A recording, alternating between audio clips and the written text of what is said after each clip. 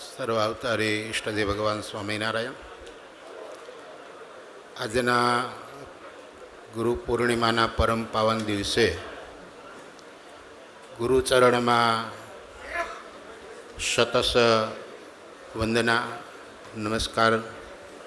આચાર્ય મહારાજશ્રીના ચરણમાં કોટી કોટી વંદન. ઉપસ્થિત વડતાલ મંદિરના ચેરમેન ડૉક્ટર શાસ્ત્રી સ્વામી સંત વલ્લભદાસજી સ્વામી, મુખ્ય કોઠારી પૂજ્ય દેવપ્રકાશ સ્વામી, સત્સંગ મહાસભાના પરમ આદરણીય પ્રમુખ શ્રી નૌતમ સ્વામીજી, પૂજ્ય બાપુ સ્વામી, નીલકંઠ સ્વામી, ધોલેરા મંદિરના કોઠારી સ્નેહી પૂજ્ય હરિકેશવ સ્વામી, સૌ પૂજનીય બ્રહ્મનિષ્ઠ આદરણીય સંતો, વાલા હરિભક્તો. સકલ જન વિમોચન એક હેતુર, આ એક પદની રચના આપણા સંતોએ ગુરુ ભાવનાના રૂપમાં કરેલી છે. એ પદની અંદર બહુ સરસ મતાના શબ્દો છે કે જેણે પોતાનું આત્મકલ્યાણ કરવું છે એને દિશા સૂચક તરીકે દીવાદાંડીના રૂપમાં એક પથદર્શક તરીકે કોઈ યોગ્ય ગુરુની શોધ કરી અને સ્વજીવન ગુરુ ભાવનાથી યુક્ત થઈ અને સમર્પિત કરે તો ગુરુના માધ્યમથી એ પરમ તત્વને પામે છે. એવો આખા પદનો ભાવાર્થ છે. અહીંયા ઘણી બધી વાતો કહેવાય. વાલા ભક્તો, આપણે બહુ ભાગ્યશાળી છે. એક વાત આપણે જીવનમાં બહુ યાદ રાખવા જેવી છે કે સાંપ્રત સમયની અંદર આપણને ભગવાનમાં જોડે એવા કોઈ સારા યોગ્ય ગુરુ શોધવા માટે બહુ માથાકૂટવાળો વિષય છે. આપણને ભગવાનમાં જોડે એવા કોઈ સારા સદગુરુ ગુરુને શોધવા એ સાંપ્રત સમયમાં બહુ અઘરામાં અઘરો કાર્યક્રમ છે. વાલા ભક્તો, આપણે ભાગ્યશાળી એટલા માટે છીએ કે આપણે ગુરુ શોધવા જવું પડે એમ નથી. સ્વયં ભગવાન સ્વામિનારાયણને આપણને આચાર્ય મહારાજના રૂપમાં ગુરુ શોધીને આપ્યા છે. આ પસંદગી એ મારી અને તમારી નથી. આ પસંદગી સ્વામિનારાયણ ભગવાનની છે. આ ભગવાને પસંદ કરેલા ગુરુ છે અને ભગવાનની પસંદગી હોય ને એ ક્યારેય મોડી ન હોય. હમણાં જ કહેવાયું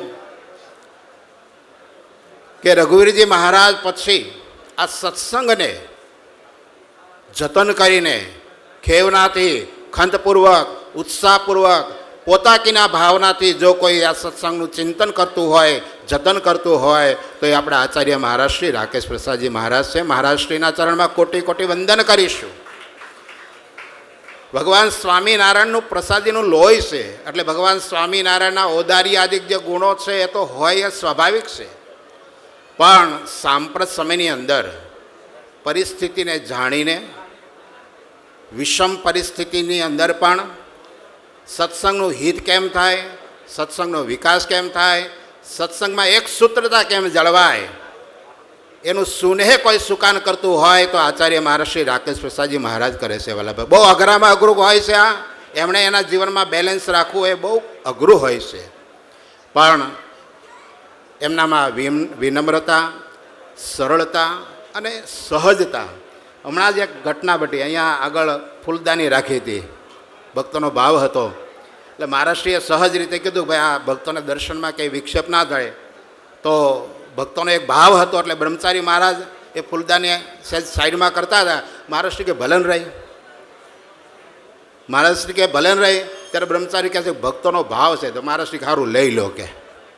હવે આ જે સરળતા છે ને એ બહુ અઘરું હોય છે. નહીંતર ભાઈ હવે હું કહું એમ જ થાય. આ મોટામાં મોટો દુનિયામાં રોગ છે. મારું જ ધારું થાય ને હું કહું એમ જ થાય. પણ આટલી ઊંચી પદવી ઉપર બેઠા પછી પણ આટલી સરળતા એ આપણા આચાર્ય મહારાજ શ્રી રાકેશ પ્રસાદજી મહારાજમાં છે. એમનામાં જે સત્સંગ વિકાસના જે શુભ સંસ્કારો અને શુભ વિચારો છે, હું આજે લક્ષ્મી પ્રસાદજી મહારાજને તો ચોક્કસ યાદ કરીશ, પણ રાધારમણ પ્રસાદજી મહારાજને જે ભાવના હતી એ ભાવના આજે આપણા આચાર્ય મહારાજશ્રીમાં જોવા મળે છે.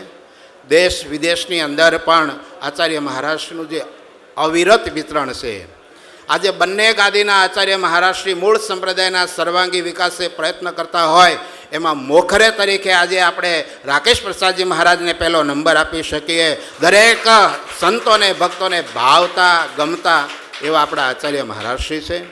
ત્યારે આજે ગુરુ પૂર્ણિમાના પરમ પાવન દિવસે આચાર્ય મહારાજશ્રીના ચરણમાં હમણાં જેમ અહીંયા પૂજ્ય સંત સ્વામીએ કહ્યું એમ પ્રમાણે ગઢપુરના ચેરમેન સદગુરુ શાસ્ત્રી સ્વામી હરિજીવનદાસજી અત્યારે અમેરિકાના પ્રવાસે હોય, પૂજ્ય ભાનુસ્વામીની બહુ મોટી જવાબદારી હોય એટલે આવી નથી શક્યા.